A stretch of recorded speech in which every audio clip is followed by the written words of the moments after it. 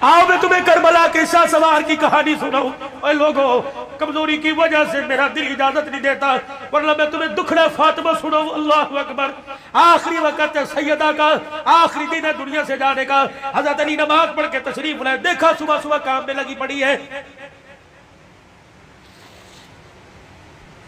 سیدہ فاطمہ تو زہرا کا ہاتھ پکڑا. فاطمہ کیا کر رہی ہے؟ کہ علی مجھے آج ڈسٹرب نہ کر، مجھے آج روکنا، وقت بڑا تھوڑا، کام بڑا زیادہ ہے. تیرے کپڑے بھی دھو دوں، تیری روٹی بھی پکا دوں، رات کے برتن بھی دھو دوں، بچوں کا ناشتہ کروا دوں. ابھی تھوڑی دیر بعد روئیں گے، ان یتیموں کو ناشتہ کوئی نہیں پوچھے گا. ہر طریقے لگے خدا خیر کرے. فاطمہ کیا بات ہے؟ کوئی صحیح بات کر. کہ علی نماز پڑھ کر اشراق کی انتظار میں مصلی پہ بیٹھی اللہ اللہ کر رہی تھی. بیٹھے بیٹھے ہلتے ہلتے میری آنکھ لگی، مجھے اڑ گئی. خواب میں میرا ابا محمد مصطفیٰ آ گئے اور پوچھا بیٹی اللہ اکبر رات کیا کھایا تھا؟ میں نے مسکرا کے دکھا دیا. ابا تو رات کی بات کرتا ہے تو 3 دن سے پیٹ میں روٹی نہیں گئی. کہ میرے باپ نے میرا ہاتھ پکڑ کے بوسہ دیا اور کہا بیٹی آج روزہ رکھ لے، افطاری کے لیے دسترخوان بچھا کے تیرا باپ محمد بیٹھا ہوا ہے. حضرت علی کی آنکھیں برسنے لگ گئی. فاطمہ یہ تو بے وفائی ہوئی، تو یہ تو زندگی کا ساتھ دینے کا وعدہ کیا تھا. دکھ درد میں ہمارے ساتھ رہی. آج بچوں کی جوانی کا وقت آیا، آج پھل کھانے کا موقع ہے. فاطمہ چھوڑ کے جا رہی ہے. ہسپتال میں امی پڑی ہے، ہسپتال میں ابو پڑے، پوچھ رہے امی چابی الماری کی کہاں رکھی ہے؟ ابو جان کا شناختی کارڈ کہاں رکھا ہے؟ اماں جو تجھے بیوہ ہونے کا پیپر ملا تھا جس میں پینشن ملتی تھی، اماں کو کہاں رکھا ہے؟ واہ واہ محمدہ، کالی کملی والے کی صاحبزادی کا انتقال ہے. حضرت علی پاس آ کے بیٹھ گئے. فاطمہ اتنی جلدی چھوڑ کے نہ جا، علی برداشت نہیں کر سکے گا. کہ علی میرے پاس وقت کوئی نہیں، 3 باتیں میری سن لے. علی ان باتوں پر وعدہ کر عمل کرے گا. اللہ اکبر. پہلی بات اے علی اے علی اے علی، پہلی بات میں تجھے اجازت دیتی ہوں کہ میرے بعد تجھے شادی کی اجازت ہے. جو تجھے منع کیا تھا میرے ابا نے جب ابو جہل کی بیٹی سے آپ کا شادی کا ارادہ تھا، میں حسن کو گودی میں، حسن کو انگلی پکڑ کر حسین کو گودی میں اٹھا کے میں کاشانہ نبوت میں آئی اور میں نے روکے اپنے باپ سے جھپٹی ڈالی. میرے ابو نے پوچھا فاطمہ کیا بات ہے؟ میں نے کہا کملی والے علی کو بھی 4 شادیوں کی اجازت، امت کو بھی 4 شادیوں کی اجازت. آپ نے فرمایا کیا ہوا؟ کہا شادی کرے اس کی مرضی، لیکن ابو جہل کی بیٹی میرے پہ لار ہے. حضور نے حسن کی انگلی چھوڑ دی، فاطمہ کو گلے سے پیچھے کر دیا، ممبر پہ چلے گئے. فرمایا انصار مدینہ اور مہاجر مکہ سارے کے سارے آ جاؤ.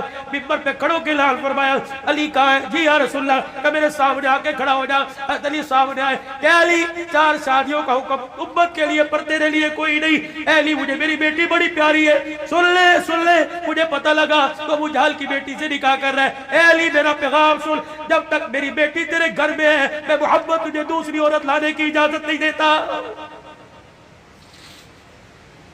اے علی میں آج اجازت دے رہا ہوں، میرے پاس شادی کر لینا. بچوں والوں سنو. حضرت علی سے سیدہ فاطمہ کہنے لگی علی میرا دوسرا پیغام ہے. علی ایسی عورت سے شادی کرنا جو یتیموں کو، میری اولاد کو سنبھال سکے. علی میرے سے وعدہ کر. فاطمہ جی کا 29 دن اپنی بیوی کے ساتھ گزارنا، 1 دن میری نشانیوں کے ساتھ بھی گزارنا. علی میں تجھے اجازت دیتی ہوں. 29 دن اپنی بیوی کے ساتھ سونا، 1 رات میرے بچوں کے ساتھ سونا، اور ان کے سر پر ہاتھ رکھ کر انہیں گلے سے لگا کے پوچھنا اما فاطمہ تو یاد نہیں آ رہی؟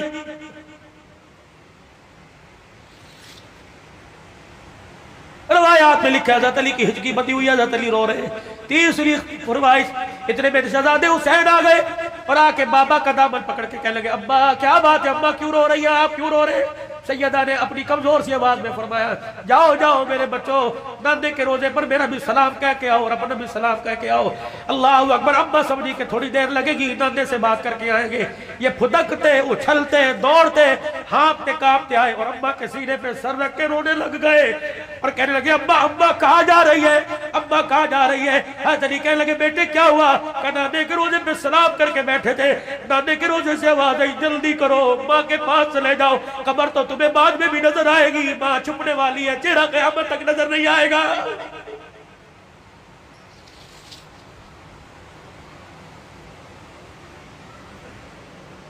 اور دوسروں کی ماں پر رونے والوں کبھی اپنی ماں کی پریشانی پر بھی روئے. کیا آج سارا دن گزر گیا میں نے اپنی ماں کے پیر نہیں دبائے؟ کبھی روئے؟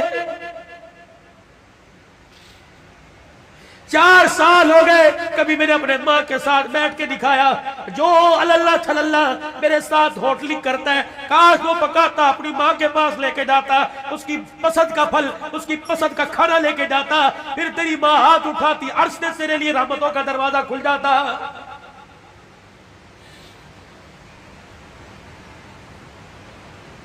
فقیرو اگلی تمہیں داستان سناؤ، اس سے پہلے میرے سے آج وعدہ کرو، بوڑھے ہو تب بھی، داڑھی چٹے بالوں سے بھر گئی تب بھی، اگر ماں زندہ ہے تو آج جا کے پیر پکڑ لینا۔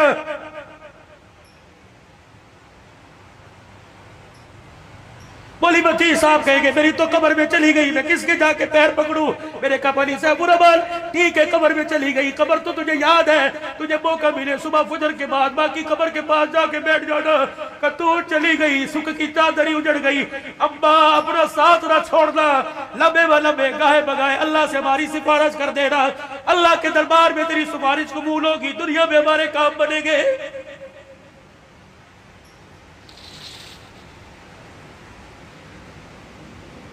سیدہ فاطمہ الزہرا نے اپنے کرتے کا یوں کر کے دامن پکڑا اور کہنے لگی علی ذرا اپنا ہاتھ دینا، حضرت علی نے ہاتھ دیا اور اپنے کرتے کا دوسرا کونا پکڑا دیا، پھر سیدہ فاطمہ نے حضرت علی کے ہاتھ میں ہاتھ دیا، کہا علی ساری زندگی میں نے تیرے سے کچھ مانگا کہ نہیں مانگا؟ علی وہ وقت یاد ہے نا جب میں نے اللہ اکبر کہا اور تو وضو کر کے مسجد میں جا رہا تھا، میں دھڑام سے مصلی پہ گر گئی، سہارا دے کے مجھے اٹھا کے پوچھا کیا بات ہے؟ میں نے کہا علی 4 دن کی بھوکی ہوں، کھڑے ہونے کی ہمت ہی کوئی نہیں رہی۔ علی وہ وقت یاد ہے نا جب میرا باپ رات کے اندھیرے میں دروازہ آ کے بجا رہا تھا، میں نے کہا کون؟ کہ تیرا باپ محمد الرسول اللہ صلی اللہ علیہ وآلہ وسلم۔ میں نے عرض کیا ابو جان اکیلے ہو؟ کہ بیٹی کیوں؟ کہ اکیلے ہو تو اندر آ جاؤ، اگر ساتھ کوئی لے کے آئے ہو ابا جان اندر نہ آنا، پہلے اپنی چادر مجھے دو۔ حضور علیہ السلام نے ہاتھ دروازے سے اندر ڈال کے چادر دے دی، پھر فرمایا بیٹی کیا بات ہے؟ کہنے لگی ابا جان اس لیے روکا تھا آج تیری بیٹی کے پاس اتنا بھی کپڑا نہیں کہ اپنا بدن لپیٹ سکے۔